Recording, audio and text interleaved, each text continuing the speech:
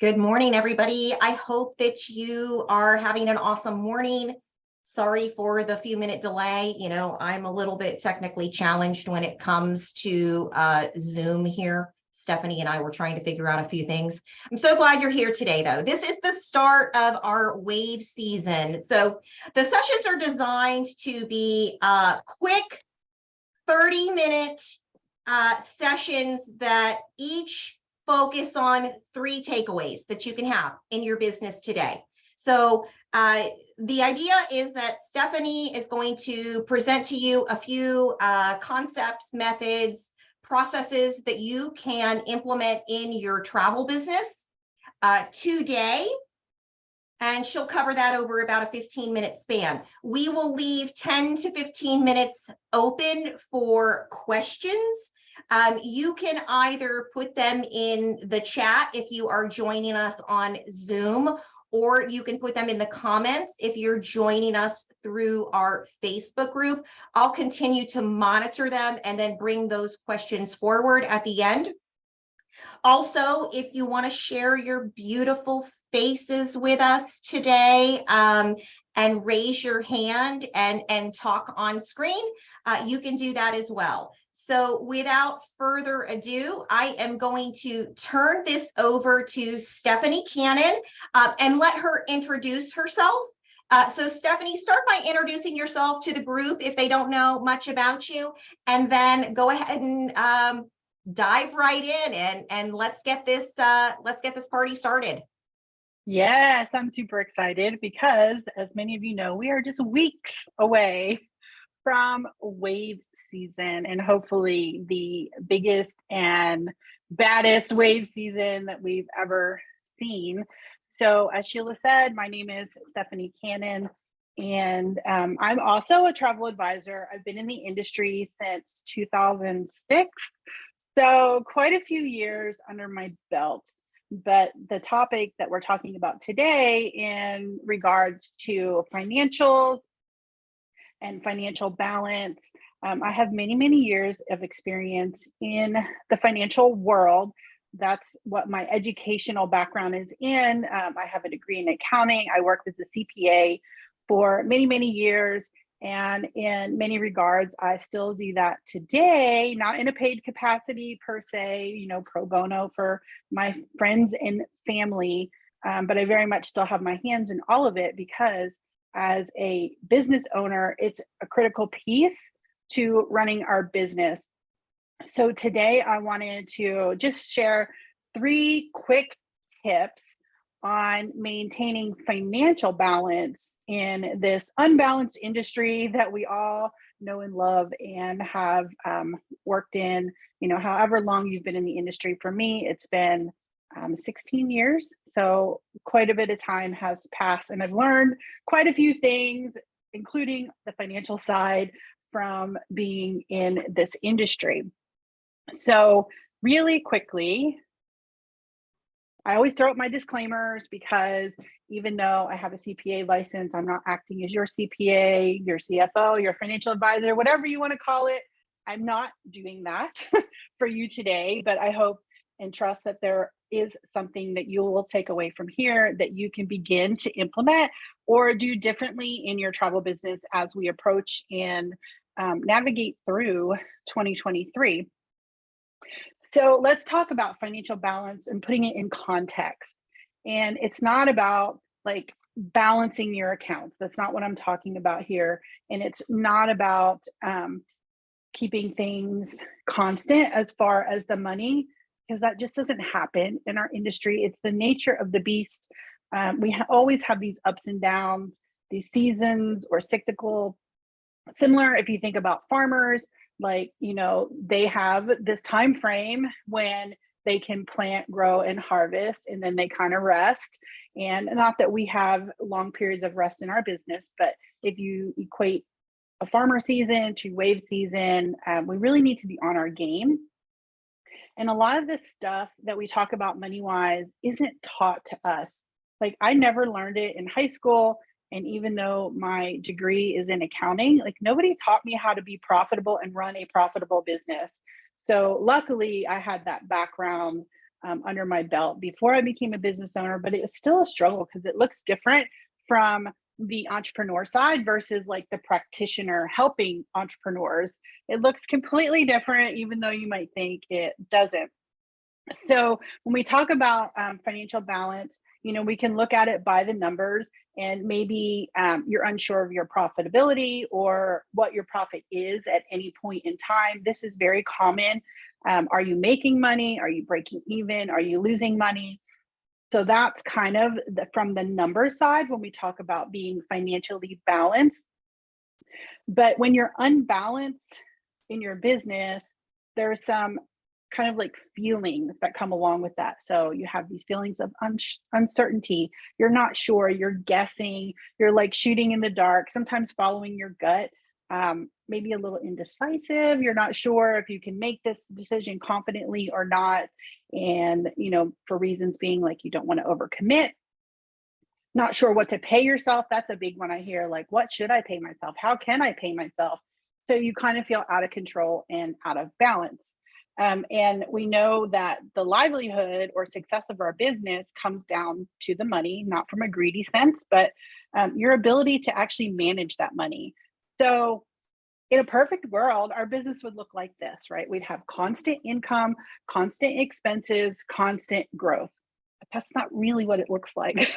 So on this slide, I use the exact same numbers in total, but this is more what we comes into play for us month to month. And we go under and we go over, and it's all over the map. So we put tools in place and processes and systems to help smooth this out so that we feel more confident in what we're doing. And when we look at the cumulative effect of those two graphs, like look at that nice, pretty constant line, the blue one, I love it. But in reality, we're mostly this yellow line. So, and that may not change, but having some of these systems and tools in place can help you feel better about the ups and downs. And that's really what I want you to walk away with today. So tip number one is to keep your finances in order. And if you don't have them in order, get them in order and then keep them that way throughout the year. Because when you have your finances in order, it relieves a lot of stress for you, your business, your life, because it's easier for you to navigate the other things in your business when you're not having to worry about the money. You know what's going on, what's coming, what you need to do with your money, and how you can pay yourself. So that piece is taken care of. And now you can focus on marketing and selling and managing your actual travel business. So when we keep track of our numbers, we know what's going on because the numbers tell us. So 2 rules, like these are my commandments and these are my top 2 that go along with this tip. Separate personal and business accounts. Like this is a no-brainer. And I see so many people not doing this as they start their business. Just have a separate bank account, a separate dedicated credit card that you use to keep all of your business finances running through, because now they're completely separate and it's very easy for you to see what's going on because they're not mingled and mixed together with your personal finances. And then the second one is track monthly. So step 1 in doing this is to make it a habit and use whatever system works for you. It can be an accounting software, it can be a spreadsheet. It doesn't matter what it is, as long as you're doing it and keeping an eye on where your money is coming from and where your money is going to and what's left at the end of the month. So I provided Sheila with a couple of links, and I do have a financial checklist. This has been out there. Many of you probably already have this if you're in my world, but she can put the link in here or I'll share it later where you can get my financial checklist that helps you in this area to know what you should be tracking, when you should be tracking it, and some of the tools available for you to do that. So expert tip number 2, and I love this one because a lot of us don't really do it, or we might do it and then we just kind of scrap it. To create a budget. Like know what you plan to spend your money on for 2023. And if you've been in business for a while, you probably have an idea of what you're already spending your money on based on the numbers from 2022. So we use that as a start, But really, the reason you're creating a budget and sticking to it, that's the key, sticking to it, because it gives you the ability to control your money versus letting the money control you. And that's where you start to feel unbalanced, is when you don't have control over what bills are coming in. You're like, oh, I forgot about this one. It's a quarterly one that totally slipped my radar, or the annual ones that all pile in. Mine are typically around this time every year because of the Black Friday promos. I see a ton of things coming in. But when you have your budget in place already, you can see what's coming and what you've already committed to for the year, which will help you make better decisions based on what you have going on today. So having that budget in place and adjusting it based on your goals, like what you want to do differently in 2023, is a great place to start. And it doesn't have to be anything super complicated or intense. You're just listing out the types of things that you are spending your money on and what you can expect to pay for on a month-to-month basis, and then compare against that as each month passes by. So, expert tip number 3, this is a big one, having a cash flow plan. So the first thing I want to mention here is that cash isn't the same as revenue or profit. So your cash balance, when we talk about cash balance, we're talking about the balance in your bank account at any point in time. And the cash flow is the money coming into and out of that bank account. So think of cash flow as a fuel gauge for your car. So you fill it up, you go along, you're burning gas, you have to fill it up again, right? So the filling it up is the money coming in, the burning the gas is the money going out. And what happens, you don't want to run out of gas, because then you're stuck on the side of the road. So when you run out of gas, your car stops. If you run out of cash in your business to pay the bills, all sorts of things start to snowball. And I've seen this happen to many, many businesses, not just in the travel industry, that now we start relying on credit cards and loans and things to keep funding our business. And really, we're in a negative cash flow situation based on the revenue or the commissions coming in. So having a plan in place and just really a quick view of what your cash balance might look like for the entire year. So 12 months worth. We don't need to do this day by day or week by week. You're just going to do it month at a time. Helps you to manage your finances and what you're able to commit to, because you already know what you've committed to so far, which is part of your budget that we talked about in step 2. But it also ensures that you have the right balance of money coming in and money going out, which will help you build a sustainable business and hopefully a profitable one.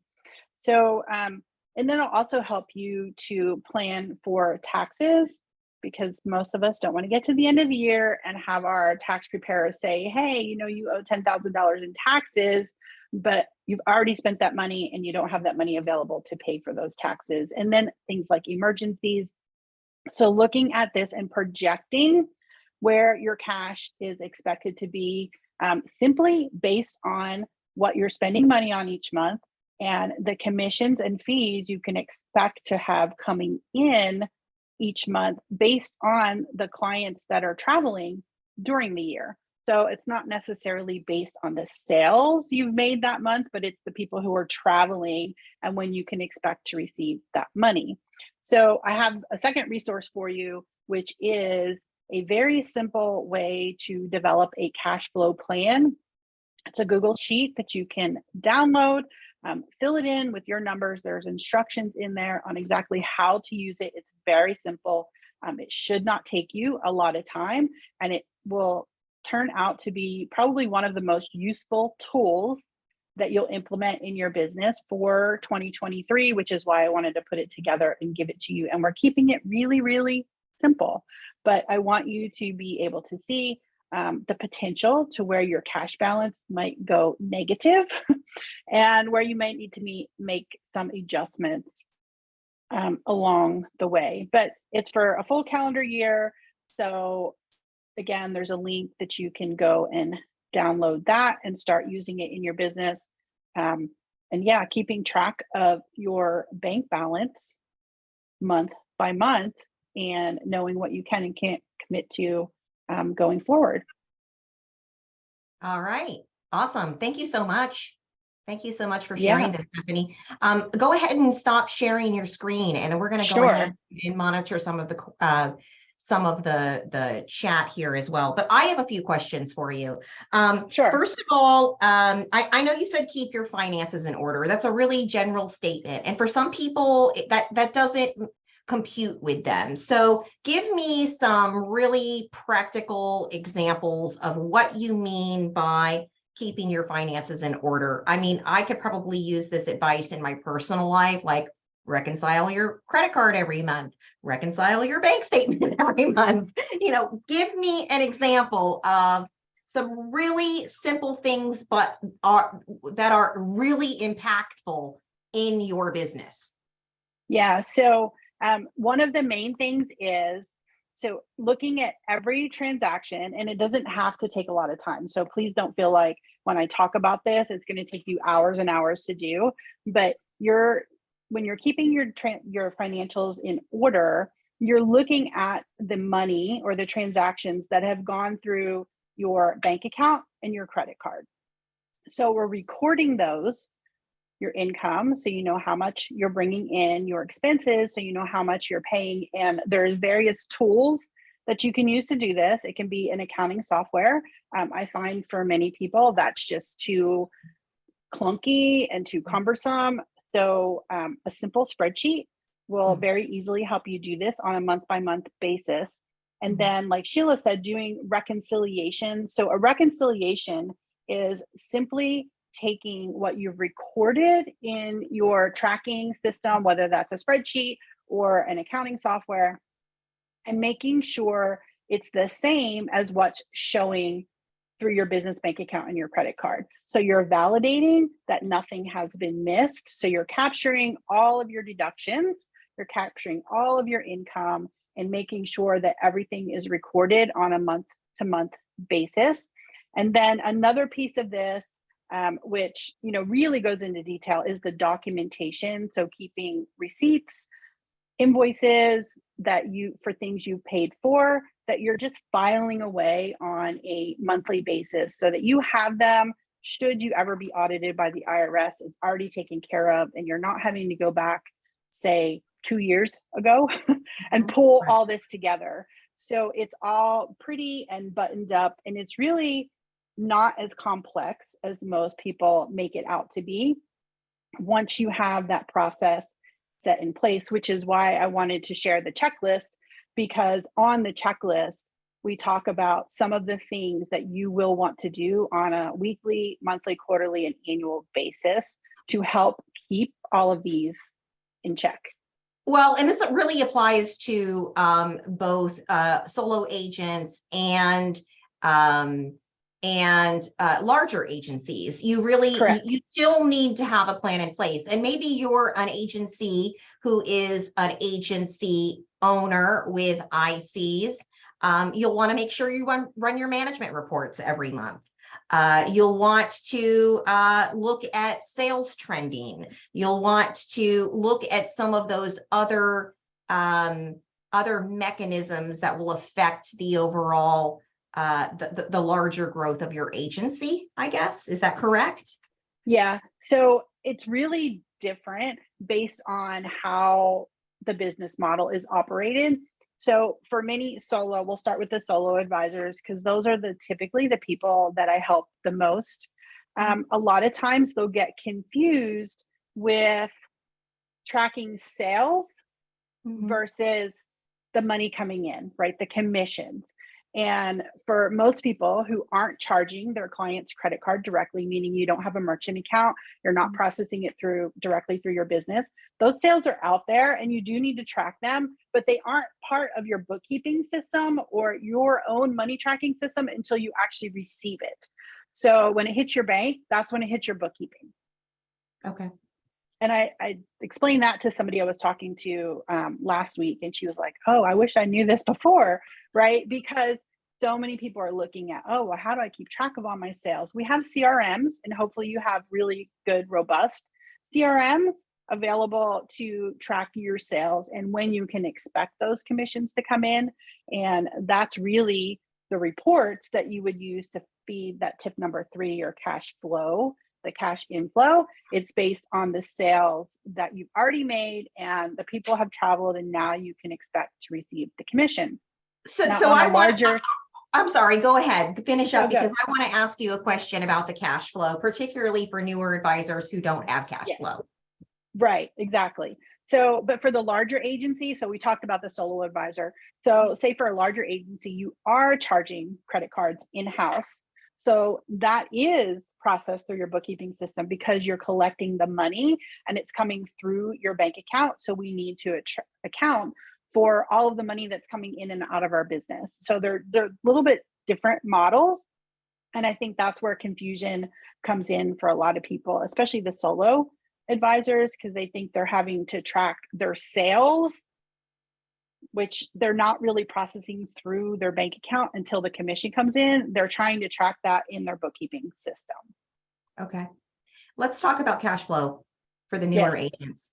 It makes sense for the larger agencies. It's pretty obvious. You want to know when your cash is going to hit the bank to cover your expenditures. But if you're brand new and starting out, and this really is, it's off topic, but it's not.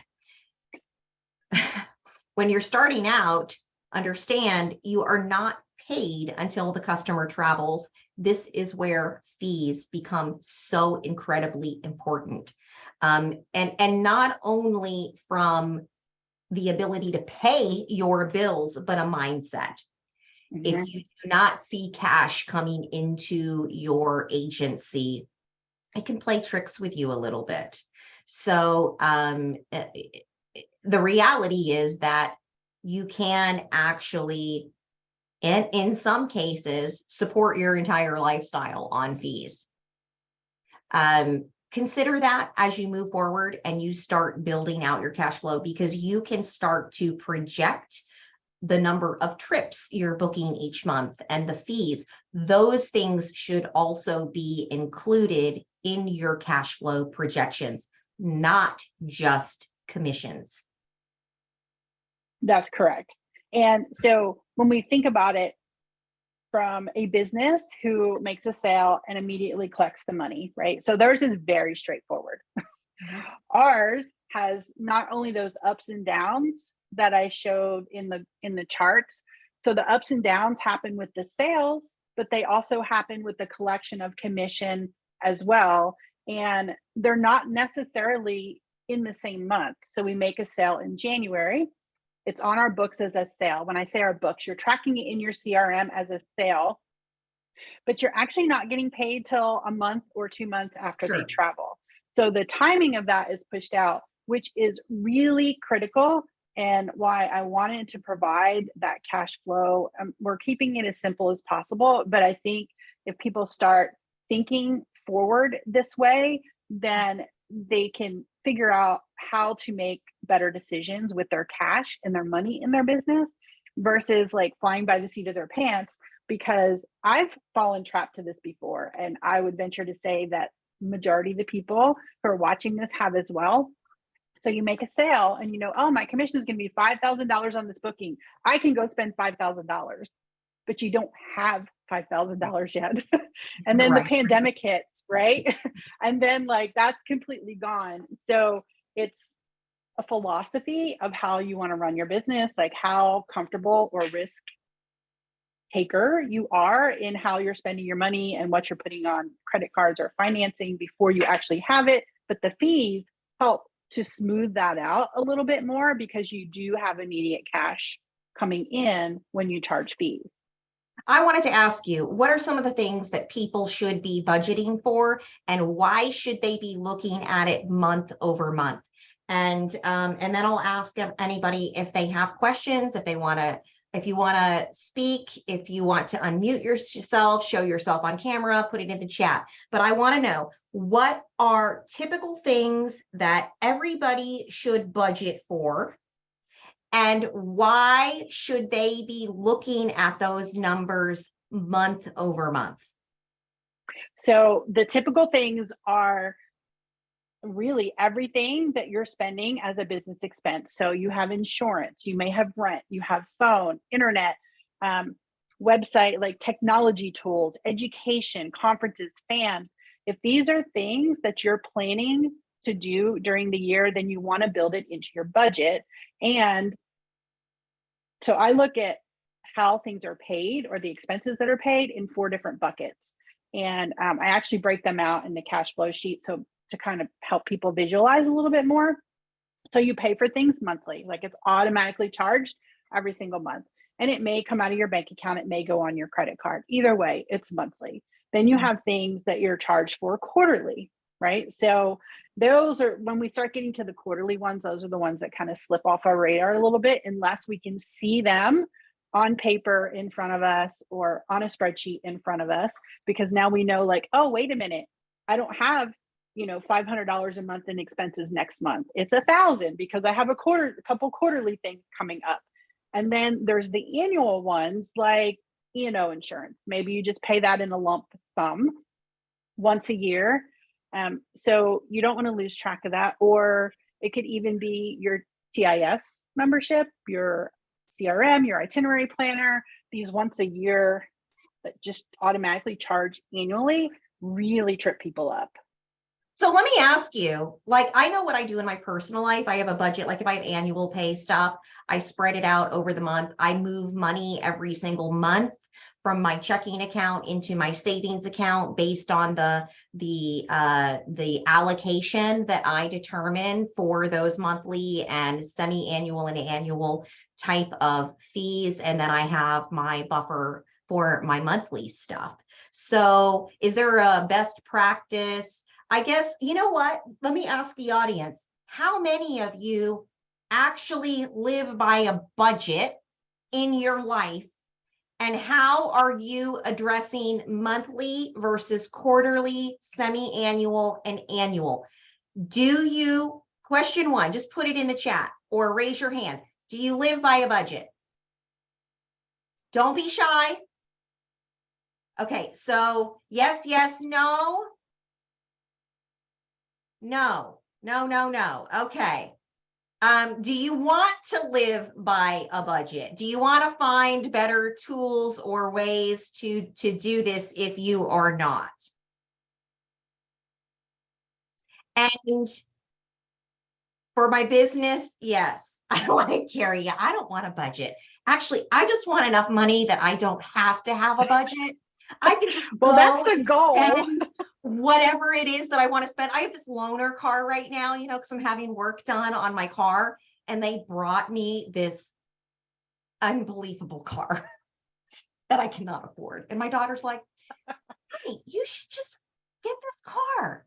Like, just trade in your car and get this car." I'm like, "Mommy cannot afford this car." So Gary, yes, I would like to have, I probably need a budget in some aspects of my life. Does it mean that I want one? No. Okay, yes. Anne, yes, she wants better tools. So Anne, what type of tools do you necessarily want? So for all of the no's or the people who want tools, what are your pain points in having a budget? What is it that's holding you back? I'm going to let everybody kind of go through the chat, and we're going to wrap this up in a couple of minutes. Is it tools? Is it time? Is it lack of understanding? Is it that you've always done it this way, and so you're going to keep doing it this way? Okay, some people, she uses QuickBooks, and she uses it for paying, not projecting. All of the above, tools, time, trying to figure out the profit first method is what we're hearing from Emily. So it looks like we're kind of spanning, let's see, my income fluctuates. My husband and I both own our own business together, so no outside income. So I guess, do you want to pick like one or two of these things and just briefly touch on it? And then what we can do is, after the fact, okay, live by a budget most of the time, says Alexis. Um, then we're gonna compile all of these, and Stephanie is going to take a look at some of these pain points and figure out how she can create some solutions for you guys moving forward. So do you want to talk about one? You want me to rename them? Tools, time. So they're income fluctuation. Let me put my So let me just tackle the tools one really fast, because there okay. are quite a few tools out there. But really, when we're talking about budgeting and like projecting cash flow, spreadsheets is probably the best solution. So having a spreadsheet where you can just list these things out, total them up, and then you have everything in there that you would expect to pay for, or even that you want to add new. Like that's the part of the budget, right? Like the necessary expenses and maybe some of the nice to haves that we want to start doing differently in our business, and just put them in the month where they actually get paid and let them total up. So if it's a monthly thing, you could just put the same number in every single month. Say for your CRM, right? You pay monthly, so it shows up all 12 months. Or you have your insurance that's once a year, and you have a general idea what that's going to be. These don't have to be exact numbers. It's a budget. You're just trying to get roundabout numbers, but seeing them in front of you on a screen or on a piece of paper you printed in total can really help you figure out like what expenses do I have to cover on a monthly basis. So to me, spreadsheets is probably the best one to get started with. Now, the one about so income fluctuating, that's where the cash flow plan really comes into play. And I know it's difficult. People are like, well, I don't know what I'm going to sell. I don't know what my commissions are going to be. But as of right now, today, if you were to run a report in your CRM for the commissions that you already have on the books, so that things that you've already sold that will travel in 2023, you already know what those are expected to be, right? So So that's your cash flow. I think for so many of us who have income fluctuations, it's so hard to get ahead of the curve unless we Yep. already have this nest of money set Yep. aside to cover those expenses as they come in. It can be a little bit challenging and daunting how to figure that out. I know we can't solve that problem right here on our call, but I really think, Stephanie, an incredible tool or a process or workflow or whatever you want to call it would be fabulous for our particular audience, is to say, you're starting with zero. How are you going to now cover these expenses until you have that big hit of commission? Like, oh, I just got that big $5,000 commission that I've been waiting for. What do I do with it? It's human nature to want to say, oh, I have this big $5,000 check. Now I can go do the thing that I wanted to do. But you really can't. So No. it's going to be a combination of helping people think through that process and also a mindset change. Is there Yes. something that you can help on a more granular level, or you have scenario 1, scenario 2, scenario 3? You're just starting out, you don't have money, or maybe you have savings set aside to carry you through X number of months. And if you stick with that plan, this is sort of the result that you will start to see. It may take you X number of months to catch up. Does that make sense as to what Yeah, I'm? definitely. Right. And so I think the confusion comes in many cases, especially as a solo advisor. We treat our business money like our personal money, but keeping those completely separate. So the ultimate goal is for you to set up a business that brings enough money in, whether you're looking at it monthly, quarterly, or annually, that completely funds the lifestyle that you want. So it covers all your expenses. You're having money set aside for retirement, for your own personal savings, but in the same sense, you're doing the same thing in your business. So somebody mentioned profit first. And I'm not like 100% sold on that method, but something along those lines where when your commission or your fees come in, you automatically set aside a certain percentage to make sure you're covering your taxes, to make sure you're paying yourself, because that's what's going to help you fund or pay for your personal life, right? I think that's what it is people need a methodology. What is the Yeah. percentage that I should be setting aside? And I also think another key aspect of budgeting too is understanding the percentages that you should be spending in different areas of your business.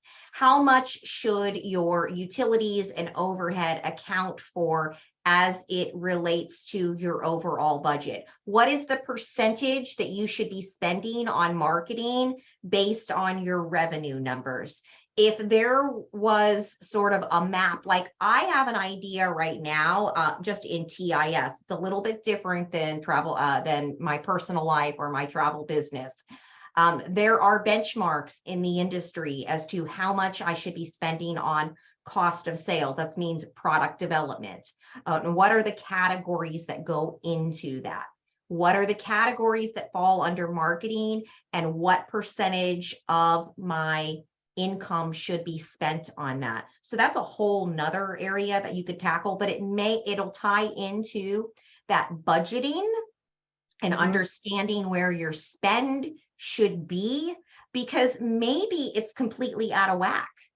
Maybe you're spending money on things that you should not be spending on, or your expenses are so high in a particular area, and you've got to find ways to scale it back. I'm kind of all over the place, but I have a lot of these great ideas popping into my head right now about budgeting.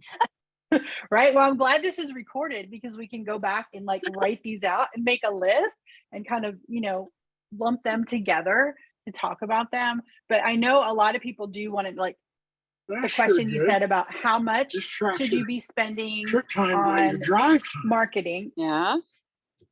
Not by stopping for tonight.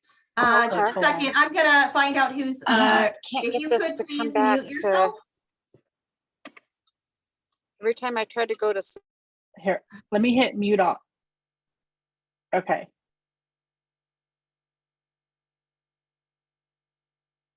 I hit mute all, Sheila. You're gonna have to unmute yourself. Fine, that's fine. Well, we're gonna wrap it up. I'll just let you finish those last few words that you were gonna say.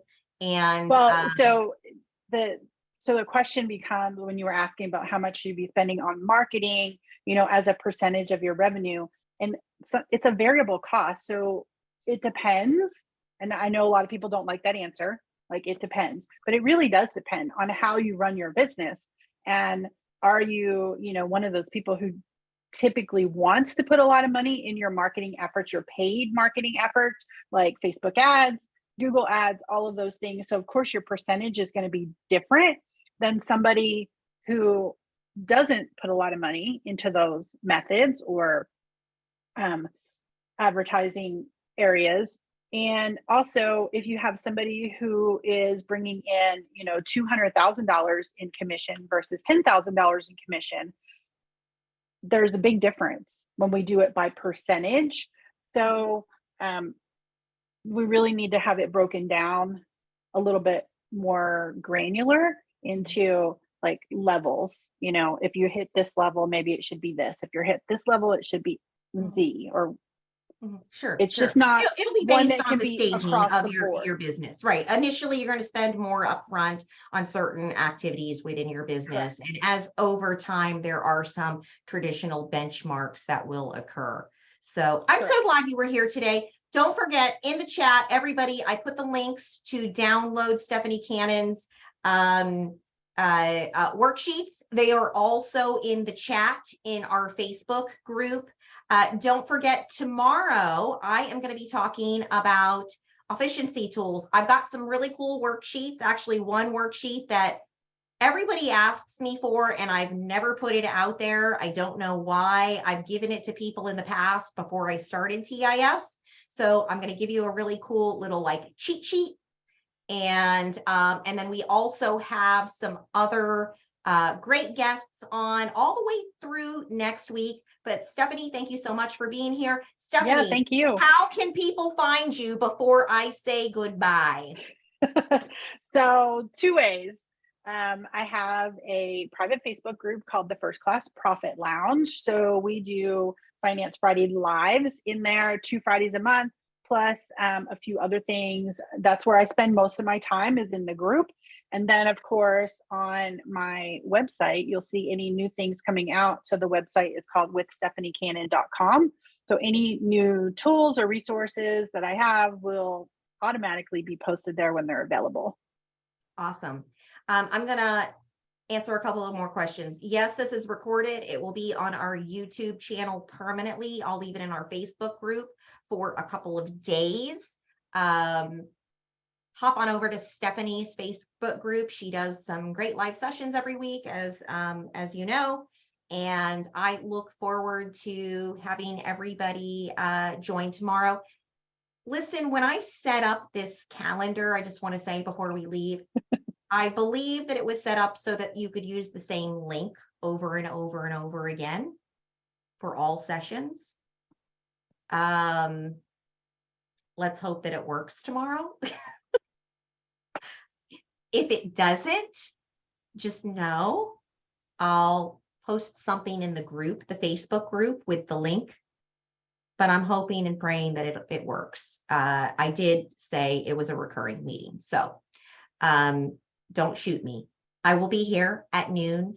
I'm going to go over a couple of 3 great things for you guys. Listen, have a great day, everybody. We will see you tomorrow. And thank you again, Stephanie, for being here today.